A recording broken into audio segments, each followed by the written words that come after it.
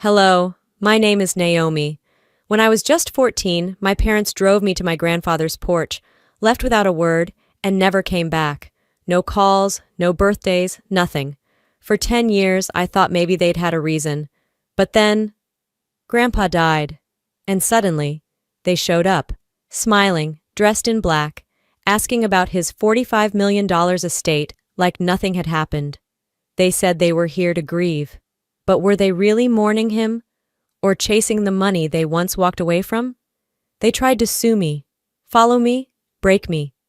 The day they left me didn't start with shouting. It started with silence, the kind that presses against your skin like cold air through an open window.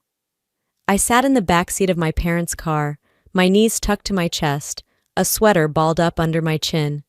It was my favorite one, sky blue with the little stitched initials NC that Grandma had sewn on herself. Neither of them spoke. My mother stared straight ahead, her hands tight around the steering wheel. My father tapped his knee, rhythmic, anxious. The tires hummed beneath us, rolling down that winding North Carolina road I'd known all my life. I cleared my throat, trying to push the words up. "Where are we going?" Mom blinked but didn't look back. "To your grandpa's, just for a little while." Just for a little while. I remember that phrase, how carefully she chose it, how her voice was too even, too smooth, like she'd practiced in front of a mirror. I was only 14, but I wasn't stupid. Something was wrong. "Is this like before, when you went to Florida?" I asked. Dad let out a short exhale, part laugh, part regret. "No, sweetheart, this is different." When we pulled up to Grandpa Eldon's driveway, I sat frozen, gripping the strap of my bag. My mother still didn't look at me. My father reached over, opened the door from the front and mumbled, "Go on, he's expecting you." But that was a lie. Grandpa stepped out, still in his gardening gloves, his forehead creased with confusion. He looked at me, then at the car. "What's going on?" "They didn't say," I answered, stepping out slowly. The wheels were already turning before the screen door had even shut behind me. I didn't cry right then. I couldn't. My body didn't know how to process what had just happened. I turned back toward the street, half expecting the brake lights to flare, the window to roll down, my mother's voice to call out, "Naomi, wait! We forgot to tell you something." But nothing. Just the tail lights shrinking until they disappeared behind the curve. Inside, Grandpa Eldon set a pot of water to boil. He tried to talk, to ask about school, about the field trip I'd missed. But I wasn't listening. I kept scanning the window, every pair of headlights tricking my brain into hope. Later that night, when he burned the spaghetti, he muttered, "Guess I'm out of practice." I smiled because I didn't want him to feel bad. He brought me a forkful and said, "Eat up, kiddo. Tomorrow's going to be better." But tomorrow didn't come. Not the one I was waiting for.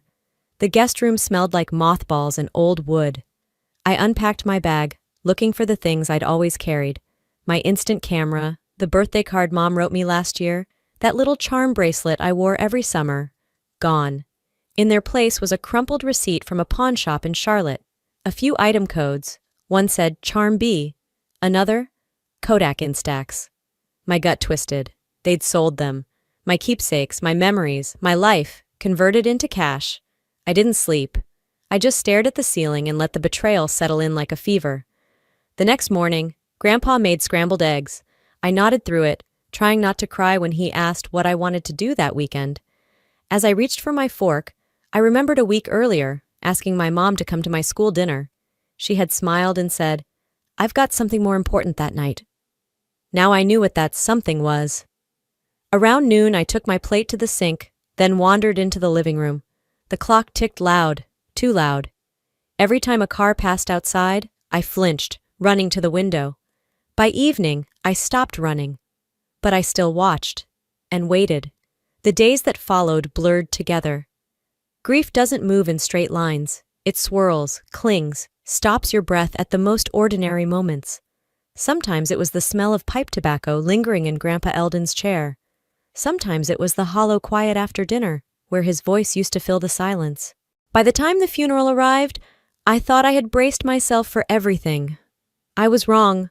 The service was small, simple, just how he would have wanted it, no fanfare, no spectacle. A few of his old colleagues came. Some former students too, each sharing stories about how he'd pushed them to be better, how he believed in them even when no one else did. I sat in the front row, the gold key necklace he gave me resting just below my collarbone. My hands were folded tight in my lap. Then they walked in. It was like someone dropped ice water down my spine. The door creaked, a breeze swept in, and there they were, Marlon and Lorene, standing side by side like a pair of wax statues someone forgot to dust off. I froze. 10 years. 10 full years of nothing. No calls, no birthday cards, no apologies. And now here they were, dressed in black, acting like it was just another Sunday service. Marlon nodded toward the front row like he expected me to wave him over. Lorene smiled, fake and polished, and whispered to the usher, "We're her parents." I couldn't move. My pulse thudded in my ears. They didn't just look older, they looked worn, like life hadn't been kind, but somehow they still wore entitlement like a tailored coat. They slipped into the second pew behind me, as if nothing had ever happened, as if they hadn't left a child on a doorstep and driven away. When the service ended, people began to trickle out, offering hugs and handshakes. I kept my eyes low until I felt a familiar perfume, cheap vanilla and lavender. I didn't have to look up. "Naomi, my sweet girl," Lorene murmured, reaching for my arm. I pulled back before she could touch me. "Don't." Her face crumpled like I had wounded her. "We came as soon as we heard. We're so sorry. Your grandfather, he meant the world to us." Marlon chimed in, louder than necessary. "He was proud of you, Naomi. You've grown into quite the woman." That was rich, coming from a man who hadn't seen me since I was barely a teenager. "You don't get to say that," I said, my voice sharp. "You weren't there." He blinked but didn't flinch. "We made mistakes, sure, but we're here now." Now, as if that erased everything. I turned to leave, but Lorene stepped in front of me, holding out a folded slip of paper. "I know you're angry, but please, I've been sick. It's cancer. Early stage. I didn't want to tell you like this." The paper was a printout, medical letterhead. I scanned it quickly, then tucked it into my purse without a word. Later that night, I ran a reverse image search. The same document popped up on a downloadable template site, a sample from a fake diagnosis form generator. She lied. I didn't call her out, not yet, but the fuse had been lit, and it was burning low. The next day, as I cleaned out Grandpa's study, a knock tapped lightly on the doorframe. It was Virgil, Eldon's lawyer, always in suspenders, always carrying a worn leather folder that looked older than both of us combined. "I figured you'd be here," he said, walking in slowly. "He left something for you, but more importantly, he left a warning." I tilted my head. "What kind of warning?" Virgil lowered his voice. "Your parents. He suspected they'd show up once he passed. He took precautions." He reached into his folder, pulling out a sealed envelope and a typed memo. "The will reading is in 72 hours. You'll need to be there, and you'll need this." He tapped the gold key around my neck. I stared at it. Suddenly it felt heavier than before. "What exactly did he leave behind?" I asked. Virgil gave a measured smile. "Let's just say, more than memories." That night, I sat on the edge of my bed, turning the key over in my fingers. My thoughts spiraled. I remembered waiting by the window all those years ago, convinced they'd return for love. Now I knew better. They came back, but not for me. "You waited 10 years to show up," I whispered into the quiet. "Let's see what you're really here for." The morning came, heavy with gray clouds, but I didn't leave my room. I spent most of the day sorting through old files, trying to ignore the mental static in my head. By sunset, the light had shifted just enough that Grandpa's study didn't feel so haunted. It wasn't just a room anymore. It was a vault, a place where his intentions had been carefully buried, protected. I walked in slowly, every creak of the floorboards under my feet making the space feel more alive. The scent of cedar was still there, sharp and grounding. His desk sat untouched, the leather chair slightly turned as if he had just gotten up. I opened the middle drawer, not expecting much. Stationery, a few loose paper clips, an old checkbook, nothing important. But something in the back corner caught my attention. A ridge, barely noticeable, where the wood didn't quite line up. I pressed against it. It popped open. Beneath the false bottom was a sealed folder marked in Grandpa's cursive, M&M, March 2011. My throat tightened. I pulled it out and laid it flat. The contents made my pulse race. Copies of legal documents, each one a fake. Signatures forged with painful accuracy. A notarized letter with Eldon's name. Except it wasn't his signature. A deed transfer authorization. Authorization to move his financial accounts. My mother's and father's names appeared again and again. I couldn't breathe. They didn't just leave me. They tried to take everything while I was still under Eldon's roof. I had spent years believing their absence was shame. But this, it was strategy. It was theft in motion.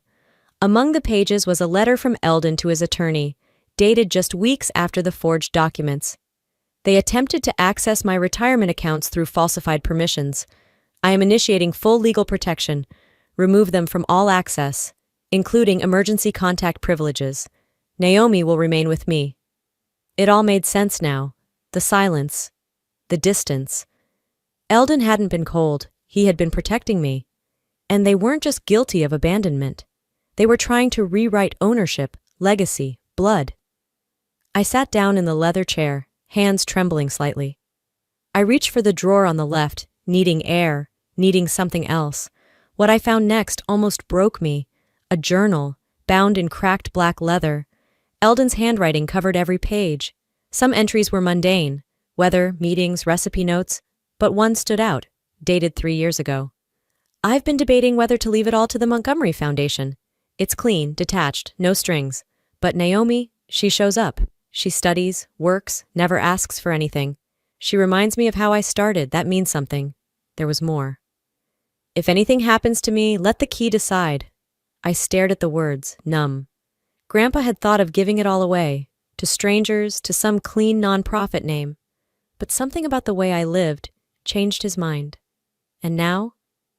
The weight of that decision was sitting against my chest in the form of a small gold key. I stood up, carrying the folder and journal into the hallway. My feet moved on their own, past the den, into the kitchen, where I dialed Virgil's number. He answered on the first ring. I found something, I said. There was a pause. You found the file? How did you know it was there? Because Eldon knew you'd be the only one who'd look, Virgil replied calmly. He told me if you ever needed to prove intent, that file was your shield. I placed a hand on the counter, bracing myself. They forged legal papers, tried to drain his accounts. I know, he said. He stopped them just in time, but they've been waiting for another shot ever since. My voice went flat. They came back for the money. They came back for control. But it's too late, Virgil said. The will is tomorrow. Brace yourself, Naomi. You'll hear things that aren't just lies. They'll be manipulations designed to undo you. I didn't sleep that night. I sat back in Grandpa's study, surrounded by his things, by the quiet hum of the house he kept safe for so long. In my left hand was the folder filled with betrayal. In my right, the journal filled with trust. They thought they could steal what they never earned. I leaned back in the chair, staring at the ceiling as the hours slipped by. Tomorrow, I whispered, you'll learn the cost of coming back empty. I didn't even realize the sun had risen until the light bled through the hallway, cutting across the study floor. I changed clothes slowly, methodically, like putting on armor. The pendant rested on my chest, heavier than gold should feel. I tucked it beneath my blouse, then grabbed the sealed folder and stepped out the door. Downtown Asheville was buzzing, too alive for a morning like this. The law offices of Virgil Penn sat in a quiet brick building with a brass nameplate no one polished often. But it wasn't the outside that mattered. It was what was about to happen inside. I stepped into the reception area and was immediately met with silence that felt charged, electric. Lorene and Marlon were already there. She wore a sharp gray blazer, her hair pulled back like she was running for Senate. He looked even more artificial, smiling at the receptionist, as if today were just another meeting to renegotiate a contract. Virgil greeted me without a handshake, just a look. A subtle nod. They're in the conference room, he said, voice low. Everything's set. I pushed the glass door open and stepped inside. They both turned as I entered, and for a brief moment, no one spoke. Lorene smiled, far too bright. Naomi, honey. Don't, I cut her off. My voice was even, but it echoed in the wood-paneled room. Virgil sat at the head of the table. A large steel box lay in front of him, with an ornate keyhole at its center. I walked to my chair and sat directly opposite my parents. Shall we begin? Virgil asked. No one objected. I reached into my blouse and pulled out the pendant. The key slid perfectly into place and clicked. Virgil opened the box, revealing a velvet folder with a red wax seal and the emblem of Eldon's personal legal insignia. Virgil broke the seal and began to read aloud. I, Eldon William Calloway, being of sound mind and body, do hereby declare this my final will and testament. I leave the entirety of my estate, comprising all financial assets, properties, shares, and holdings, to my granddaughter, Naomi Elise Calloway. The air snapped. Lorene lurched forward. That's absurd. She's a child. I'm 24, I said flatly. Marlon narrowed his eyes. There's no way this holds up. She manipulated him. Virgil didn't blink. Eldon executed this will with full mental clarity. We have documentation from his primary physician. Further, Naomi was legally emancipated at 17. All of this has been legally reviewed and audited. He handed them a file. You'll find everything you need inside. Lorene turned red, her voice shrill. This is theft! I stayed silent. Then I pulled the second folder from my bag and placed it on the table. If you want to talk about theft, I said slowly, we can talk about this. Virgil opened it and passed out copies to both of them. Marlon's eyes flicked back and forth quickly. Lorene blinked, confused, until she realized what she was holding. A 2011 asset transfer form, with her forged signature, and Eldon's too. Except Eldon never signed it willingly. Virgil spoke without raising his tone. We have witnesses ready to testify that Eldon was coerced by his daughter, your wife, Marlon, into signing documents under duress. Lorene's hands shook. You can't prove... Virgil cut in, sharper now. We can. We will, and you should pray we don't press charges. Marlon turned toward her, his face tight. You told me this was real, he hissed. I didn't think she'd find it, Lorene whispered. I stood. This isn't about money, I said. This is about legacy, about the man who raised me when you walked out. You didn't just abandon me. You tried to erase him, erase what he stood for. No one spoke. You're not grieving, I continued. You're here because you failed the first time. You came back hoping he left the door unlocked. I turned to Virgil. Are we done here? He gave a small nod. I walked toward the door, past my mother's stunned face and my father's clenched jaw. But just as my hand reached the knob, I heard Marlon mutter under his breath, Then we'll take it back. By force. I didn't flinch, but I heard it. And I knew exactly what came next. 2 days later, I opened my front door to find a plain white envelope with no return address, hand-delivered and stamped urgent. There was no knock, no buzz from the intercom, just the silent threat of something waiting to break me. I brought it inside, peeled it open with my thumb, and scanned the contents. Plaintiff, Marlon and Lorene Calloway. Defendant, Naomi Calloway. Claim, undue influence and manipulation of a mentally compromised individual. I laughed, but it wasn't humor, it was fury, sharp and rising in my throat. They're suing me, I muttered, dropping the papers on my kitchen table like they were diseased. In their warped version of events, I was some Machiavellian granddaughter who orchestrated a decade-long con to bleed a dying man dry. They had the gall to argue Eldon was not of sound mind, and that I had isolated him from his biological family. They were rewriting history to erase what they couldn't control. By the afternoon, the story had hit a local gossip site. My neighbor Julie texted me a screenshot. $45 million heiress, accused of elder exploitation, family demands justice. I didn't respond. Instead, I yanked my blinds closed and locked both bolts. Just because you expect a punch doesn't mean it hurts less when it lands. Later that day, as I stepped out for coffee, hood up, sunglasses on, I saw him. Same man, same beige windbreaker. He'd been across the street the day before. Now he was sitting at the corner table outside Perch Cafe, pretending to read a paper upside down. I paused mid-step. He looked up, made eye contact, flinched. I crossed the street straight toward him. You lost? I asked. He stood too fast, the chair screeching behind him. Who are you with? I pushed again, voice cold. He took off without another word, bolting down the sidewalk like I had a badge. I didn't chase him. I didn't need to. I had enough. That night I called Virgil. Private investigator, he confirmed. Hired through a third-party firm in Knoxville. Traced the payment. It came from your father's business account. So they're watching me now, I said. They're building a smear campaign, Virgil replied. If they can't win in court, they'll try to break you in the court of public opinion. I stared at the wall for a long moment. Let them try. Before I went to bed, I sat on the floor of my bedroom with my laptop and started a digital archive.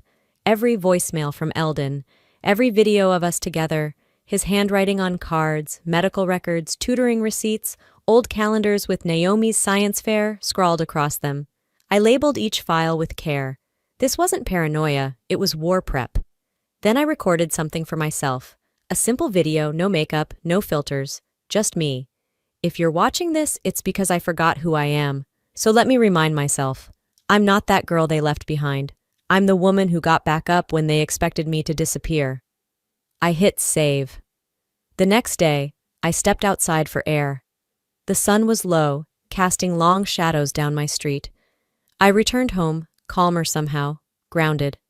I thought I'd finally caught my breath, but when I reached my door, I saw it. A folded piece of paper slid neatly under the threshold. No envelope, just 6 words, all in block capitals. You're not untouchable, little girl. I didn't scream, I didn't call the police. I opened my door, turned every deadbolt, and sat in the kitchen with the lights off, watching the hallway, waiting. Let them come. The next morning, I woke up on the couch with a cold cup of coffee still sitting untouched on the table. The hallway light was still on. I'd left it that way, not because I was scared, but because I wasn't willing to let them scare me. Not anymore. The note from last night sat under a paperweight now. I'd reread it 3 times, not because I doubted what it said, but because I needed to see the threat in ink. Cowards send messages in whispers and shadows. I needed to burn it into my memory. That afternoon, I opened my email and saw the flood had begun. Was Naomi groomed to inherit? Young heiress or manipulator? Granddaughter or gold digger? The headlines weren't from tabloids. They were from mainstream regional outlets. Someone was feeding them stories. Lies packaged as narratives, tailor-made to destroy my name. My phone buzzed. Virgil. Turn on the drive folder, he said without saying hello. There's something Eldon left behind for a moment like this. When I opened the shared link, I froze. It was a video file, time-stamped 6 months before Eldon died. In the frame, Grandpa sat in his leather chair.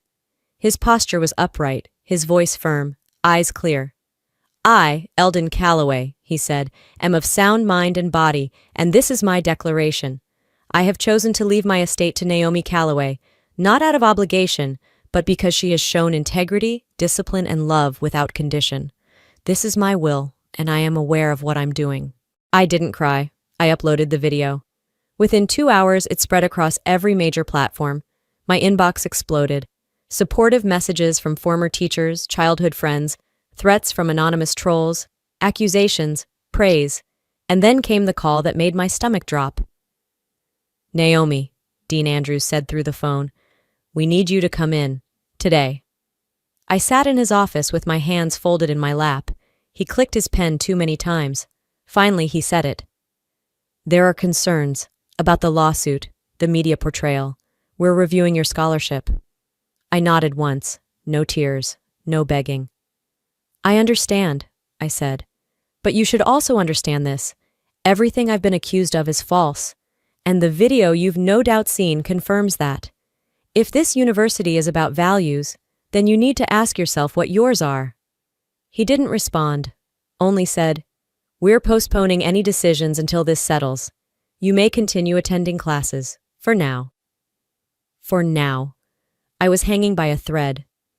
That night, I sat at my desk and built a timeline, documenting everything, every lie they told, every account I could verify, every move since the funeral. Then I clicked record on a live stream. The lighting was harsh. I didn't fix it. My name is Naomi Calloway, I began, and I'm not here to plead or perform. I'm here to protect what was entrusted to me. I laid out the facts, the video, the lawsuit, the smear campaign. I spoke without venom. I didn't need it. The truth, raw and bare, was sharp enough. This isn't revenge, I said near the end. This is defense. I was 14 when they left me. I'm not 14 anymore. Within minutes, hashtag spread. #Stand with Naomi, #truth over blood. After the stream ended, I refreshed my inbox. One unread message, from Marlon. Subject: You just made this a war. I sat back in my chair and cracked my knuckles. Let's go then. 3 days had passed since the live stream that changed everything. I was back at Naomi Holdings, seated in the executive conference room with my senior leadership team, analyzing post-event data. We were dissecting market reactions, client sentiment, and brand engagement. To our collective relief, most responses were overwhelmingly positive. Investors appreciated the transparency, clients praised the resolve. Internally, morale had never been higher. Then the door slammed open. Rachel, my head of security, a woman who once faced down protesters in a monsoon without blinking, walked straight in without knocking. That never happened. You need to come to the lobby, now. She didn't raise her voice, but the weight behind her words left no room for debate. Without hesitation, I pushed my chair back and followed her. The hallway echoed with the sharp strike of my heels against marble, each step loud, deliberate, unavoidable. The elevator ride was brief, silent. When the doors opened, chaos greeted us. Phones, lights, people. Right in the center of it all stood them, my parents, as if they had simply wandered in off the street for a friendly visit. Lorene wore her signature strand of pearls, paired with a cream-colored suit too immaculate to be sincere. The kind of outfit worn to impress a courtroom or manipulate a camera. Marlon, ever the showman, sported dark sunglasses inside and had his arms spread wide like some long-lost patriarch ready to host Thanksgiving. They'd come prepared to perform. Naomi, Marlon bellowed, spinning to face the nearest phones. This company was built on blood. She wouldn't have anything if it weren't for us. I didn't flinch, didn't blink. I stepped forward slowly, my posture unshaken. You abandoned me when I was 14, I said, my voice cool but firm. You forfeited any claim to my life, or anything in it. Lorene gasped, clutching her chest like a second-rate soap opera villain. Sweetheart, don't say that. We were young, lost. We made mistakes, but we are still your parents. No, I replied, cutting through her performance like glass. You were criminals. You stole from me, lied to me, sold off my childhood for drug money and cons. And if you're not out of this building in 2 minutes, I'll have security escort you out and file charges for trespassing and harassment. Marlon stepped forward, his smile gone. You're not the only Calloway left, Naomi. Don't think you can shut us out forever. A murmur swept through the crowd of employees and onlookers. Phones were now up everywhere. Someone whispered, She's live again. Good. Let them hear. I turned to the growing crowd. Let's get something clear, I said. These people, these two, didn't raise me. They abandoned me. They only came back when there was something to take. The lobby fell silent, save for the subtle hum of streaming devices. This company wasn't handed to me. I built it from the ashes they left behind. If legacy means anything, it's what we protect, not what we exploit. If you think blood entitles you to a seat at the table, then you don't understand a family. Lorene's carefully practiced expression faltered. Marlon sneered. Security stepped in, professionally but firmly ushering them toward the exit. The glass doors slid closed behind them, shutting out the past like a final punctuation mark. By the next morning, the moment had gone viral. 2.3 million views and counting. #Stand with Naomi, #Air with Honor, #Legacy over blood. By midday, the board called an emergency session. Virgil, my longest-serving advisor and a board liaison, pulled me aside beforehand. Some members are nervous, he said cautiously. They're worried about the optics, investors, media, stock volatility, standard boardroom jitters. I walked in ready. I brought with me a full packet of documentation, timestamps, videos, screenshots, a precise timeline of everything leading up to the lobby incident. I didn't just come to defend myself, I came to end the conversation. I won't apologize for telling the truth, I told them.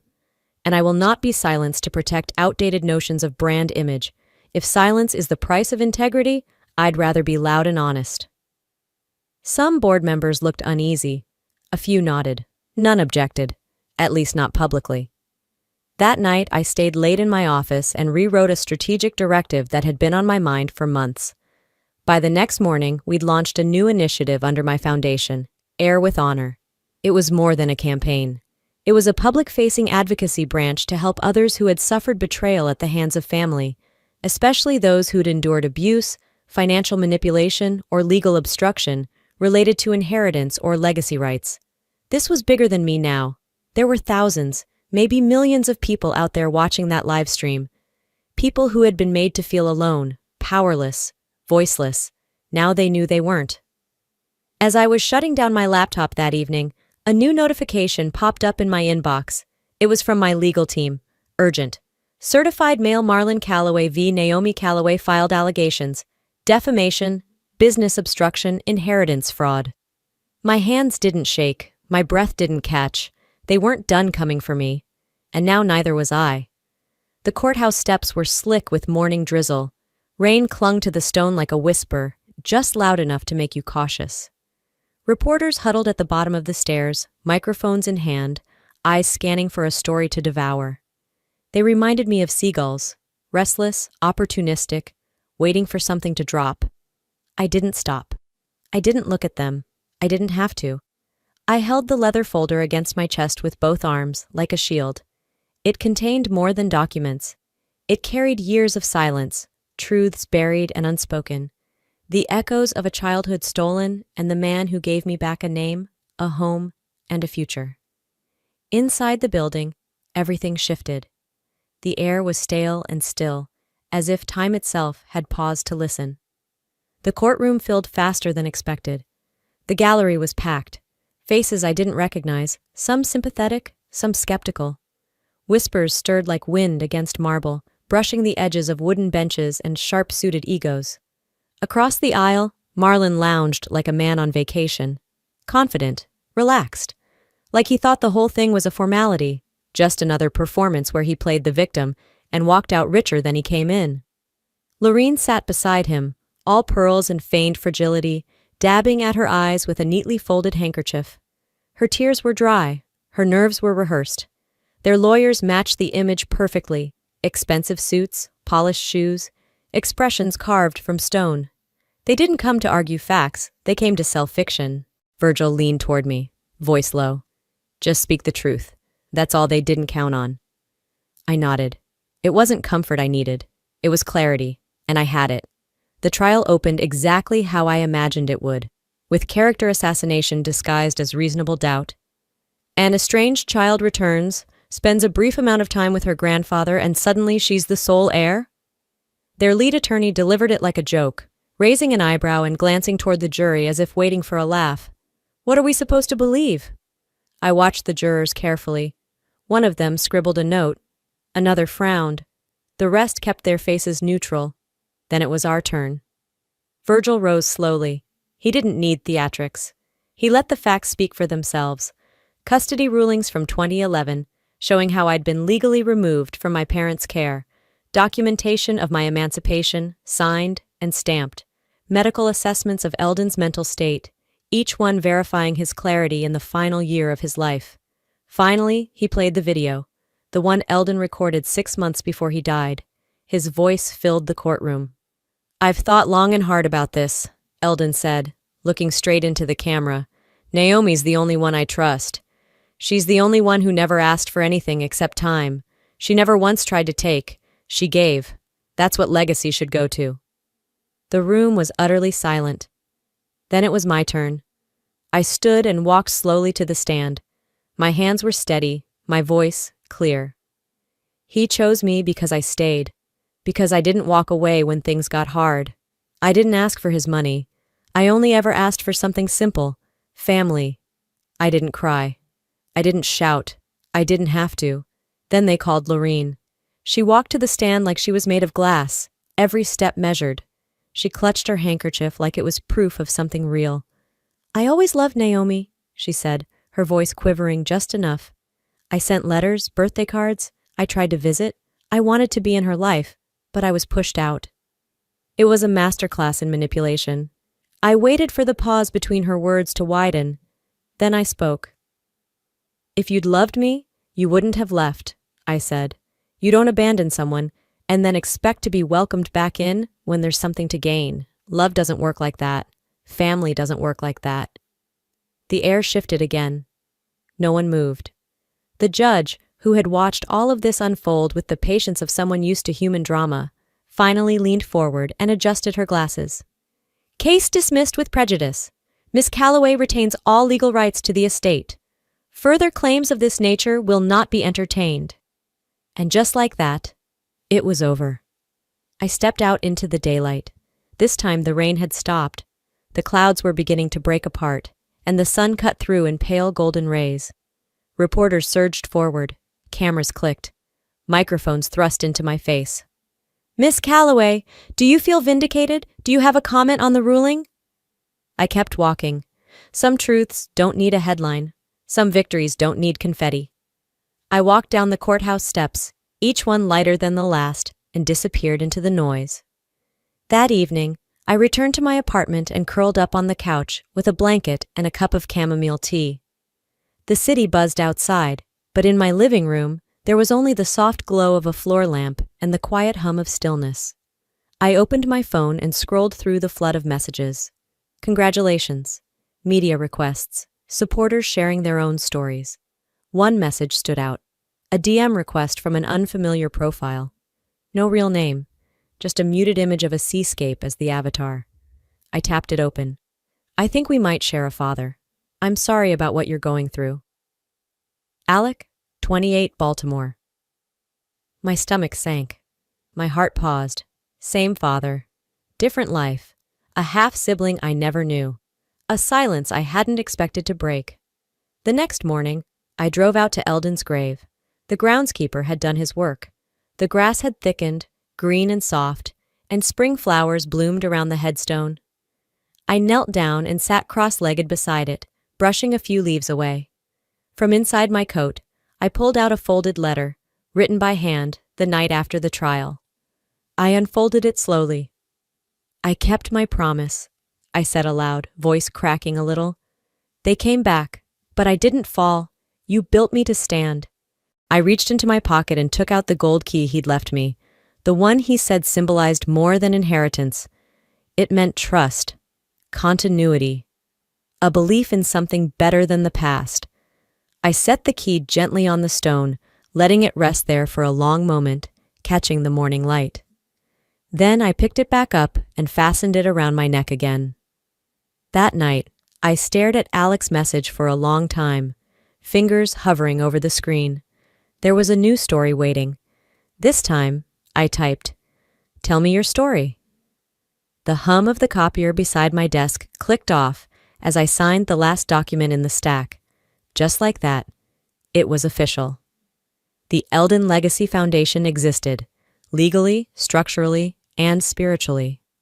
I leaned back in my chair, watching the ink dry on the paper bearing my grandfather's name, not as a benefactor or donor, but as a symbol of second chances. For the first time in a long time, the air in the office didn't feel like a battlefield. No phone calls from lawyers, no press ambushes at the elevator, no crisis to navigate. Just peace. The press launch happened on a cloudy Thursday, in the garden Eldon used to read in every Sunday. I stood at a podium that felt far too big until I looked up and saw the faces gathered, former teachers, youth counselors, volunteers, and a few teenagers whose eyes held the kind of silent fear I knew too well.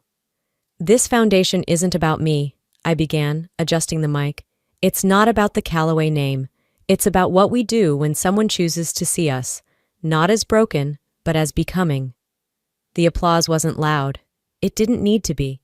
It was the kind that stayed with you long after you stepped off the stage. Later that evening, I returned to Eldon's house, still mine, though it never felt like just property. I wandered through his study, fingers brushing over book spines, picture frames, his old globe. I don't know what made me open the bottom drawer of his file cabinet, but I did. A leather-bound notebook rested inside. Its pages were delicate with age, ink faded slightly at the edges. Toward the back, a dated entry caught my eye. I wanted to forgive Marlon. I wanted to believe he could grow. But then, Naomi brought me coffee on a day my hands were shaking and asked me what kind of cookies I liked. No agenda, no angle. Just kindness. I couldn't risk her being hurt again. So I locked the gate behind me, not because I didn't love my son, but because I loved my granddaughter more. I closed the notebook slowly, pressing my palm over the cover. Not grief, not anymore. Gratitude. A few days later, I met Alec. He didn't look like Marlon, thank God. We met at a quiet cafe tucked between two art galleries downtown. He was already seated when I arrived, nervously flipping through the menu. I sat across from him, letting the silence linger just long enough to feel real. "I don't want anything from you," he said finally. "I just thought, maybe we both lost something. Maybe talking helps." "Blood made us siblings," I replied. "Let's see if honesty can make us anything else." He smiled, and for once I smiled back without hesitation. Weeks passed. The foundation held its first outreach session. I visited one of our partnered shelters that afternoon, where a young girl, barely 13 maybe, approached me shyly. "Do you think people can start over?" she asked. I knelt beside her, brushing a strand of hair from her eyes. "I don't just think it," I said. "I know it." That night, walking into the main hallway of the Eldon Legacy Center, I passed his portrait. It hung above the entrance now, surrounded by stories we were collecting, each one written by someone who survived, rebuilt, or simply endured. I looked up at him. "They tried to define me by what they abandoned," I whispered, "but I chose to define myself by what I built." My phone buzzed. Another message from Alec. "Want to meet again next week?" I typed back, "Yeah, let's." Before I go, I want to say this. If you've ever been left behind, lied to, or made to feel small by the people who were supposed to love you first, you're not alone. I've been there, and I made it out.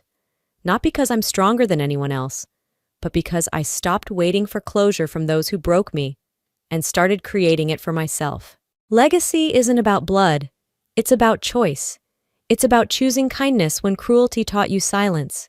It's about choosing to build when others tried to tear you down. And sometimes, it's about letting go of what hurt you, not to forget it, but to prove it didn't win. To anyone watching who's facing a storm, whether it's family betrayal, legal injustice, or just the pain of being misunderstood, I see you. And you're not defined by who left. You're defined by who you decide to become. Let me ask you something. Have you ever had to cut ties with someone you thought you'd never let go? Or maybe you're still holding on, wondering if they'll ever change? Let me know in the comments, what hit home for you in this story? If this video touched your heart, type 1 in the comments, or tell me where you're watching from. If it didn't speak to you, I still want to know why. Drop your thoughts, and let's talk about it. And if you want more real stories that speak truth, healing, and second chances, make sure to hit that subscribe button. Because I've got more stories coming, and you deserve to hear every one of them. Thank you for being here. Really.